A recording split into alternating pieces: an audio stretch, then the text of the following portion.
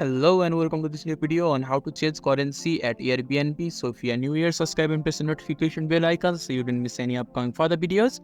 Now let's get started. So firstly, you need to open the web browser of your choice. In the top of the web browser, there is a search bar. Just click on the search bar and type Airbnb. Now press enter in the keyboard.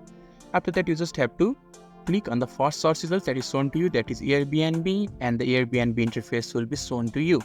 So this is the interface that you can access when you have logged in and signed up successfully. So when you are inside this interface, you just have to look on the top right hand side.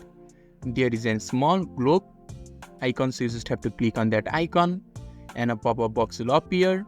So currently we are under language and region section, so you just have to click on the currency section, and there are different currency that you can choose from. So just choose the currency that you want to choose and you will be able to change the currency. So this is how you can easily change currency at Airbnb. So if this video is helpful to you, don't forget to leave a like button. Thank you.